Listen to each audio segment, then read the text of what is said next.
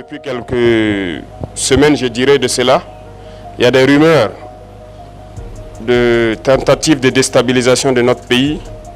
En effet, depuis très longtemps, nous suivons effectivement une cellule dans un pays voisin qui est dirigée par des services de renseignement occidentaux, dirigés principalement contre notre pays. Et les opérations devraient principalement commencer en fin mai. Ça devait consister donc à une guerre de communication intense contre notre pays, ce que vous avez suivi. En plus de cela, il devait y avoir donc une guerre informatique également. Nos systèmes informatiques devraient être attaqués pour créer un blackout. En plus de ça, il y a une guerre économique souple et passive, qui ne dit pas son nom, que nous avons aussi su contenir. Plusieurs projets d'attaque de points sensibles ont été planifiés.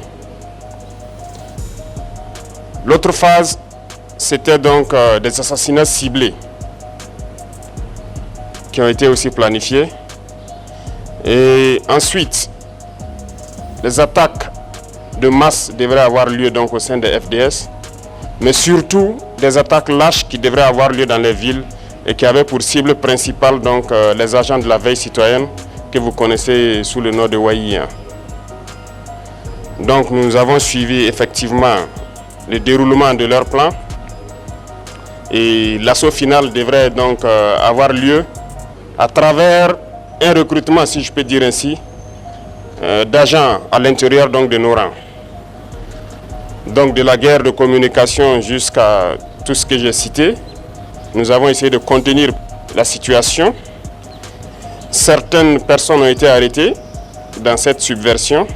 Dans les projets d'attaque, environ une dizaine, malheureusement, de personnels FDS qui ont été arrêtés avec des complicités avérées en lien avec les terroristes, qui sont différents de ceux qui sont dans la subversion. Donc ces personnels étaient en lien avec les terroristes, les donnaient les informations nécessaires pour mener des attaques. C'est malheureux que ce soit des Burkinabés et encore des personnels de FDS, mais c'est le cas. En plus de ça, certains médias aussi ont relaté le fait que certains éléments des BIR ont été contactés. C'est vrai. Vous savez que les BIR sont le fer de lance de la lutte que nous menons actuellement. Tous ceux qui ont été approchés nous ont rendu compte et nous suivons la situation. Depuis l'arrivée au pouvoir du capitaine Ibrahim Traoré en septembre 2022, le Burkina Faso est devenu un véritable champ de bataille pour la souveraineté et la stabilité. 4 tentatives de coup d'État officiellement déjouées et des rumeurs persistantes de nouvelles déstabilisations montrent que les ennemis du Burkina Faso ne reculent devant rien. Dans cette vidéo, nous allons plonger au cœur de ces tentatives, comprendre ce qu'elles signifient pour notre nation et surtout explorer les solutions pour en finir avec ces menaces une fois pour toutes. Commençons par passer en revue les principales tentatives de renversement du capitaine Ibrahim Traoré. Décembre 2022, quelques mois seulement après sa prise de pouvoir, une première tentative de coup d'État se met en place. Des éléments restés fidèles à l'ancien régime de Damiba orchestrent un complot visant à reprendre le contrôle. Grâce à des informations infiltrées, ce complot est rapidement déjoué avant même qu'elle ne prenne forme. Janvier 2023. Cette fois-ci, les comploteurs s'organisent de manière plus sophistiquée. Un réseau complexe impliquant des militaires actifs, des retraités et des civils appuyés par des fonds étrangers tentent de manipuler l'opinion publique. Ils espèrent semer le doute et provoquer une vague de mécontentement suffisamment forte pour justifier un coup d'État. Mais une fois de plus, la vigilance des services de sécurité permet de neutraliser la menace. Septembre 2023. En approchant du premier anniversaire de son arrivée au pouvoir, Traoré fait face à une nouvelle tentative. Un groupe de militaires mécontents cherche à déclencher une mutinerie, espérant que le chaos les aiderait à s'emparer du pouvoir. La réaction rapide des forces loyalistes met un terme à cette rébellion avant qu'elle ne se dénie. Le plus grand coup de filet a lieu en janvier 2024, lorsque des informations révèlent un plan de coup d'État impliquant des militaires et des civils. L'objectif était de profiter d'une supposée faiblesse du régime pour lancer une attaque coordonnée le 14 janvier. Ce complot est découvert à temps et les responsables sont arrêtés avant de pouvoir agir. Mais ce ne sont pas les seules menaces. Des rumeurs récentes évoquent de nouvelles tentatives de déstabilisation, moins formelles mais tout aussi dangereuses. Ces rumeurs, bien que non confirmées officiellement, témoignent de la persistance des ennemis de la transition burkinabé. On peut se poser la question donc, quelles sont les implications pour le Burkina Faso? Cette tentative répétée montre que les ennemis du Burkina Faso ne reculent devant rien. Chaque coup d'État manqué n'est pas seulement un affront à Ibrahim Traoré, mais un coup porté contre la nation tout entière.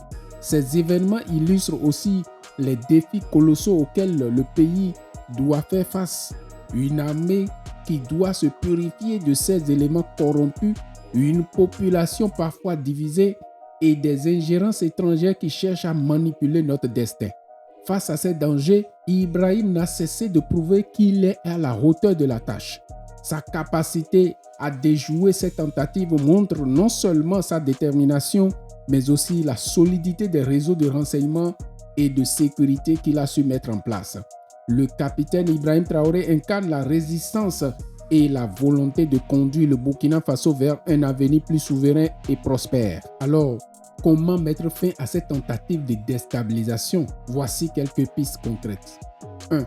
Réforme en profondeur des forces armées. Il est crucial de continuer à réformer l'armée en identifiant et en éliminant les éléments déloyaux. Cela passe par un contrôle rigoureux et une formation renouvelée centrée sur les valeurs de loyauté et de patriotisme. 2. L'Alliance des États du Sahel, l'AES. Traoré a été un acteur clé dans la création de l'AES, une alliance qui regroupe le Mali, le Burkina Faso et le Niger pour faire face ensemble aux menaces sécuritaires. Cette coopération régionale est essentielle pour repousser les ingérences extérieures et renforcer la sécurité collective. 3.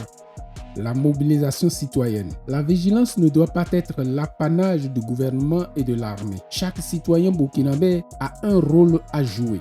La sensibilisation et la mobilisation populaire sont des armes puissantes contre ceux qui cherchent à diviser et à affaiblir le pays. Le Burkina Faso est à un tournant crucial de son histoire. Avec un leadership fort et un peuple uni, nous pouvons transformer ces défis en opportunités pour forger une nation plus forte et plus résiliente. En conclusion, Ibrahim Traoré mène une bataille acharnée pour protéger le Burkina Faso.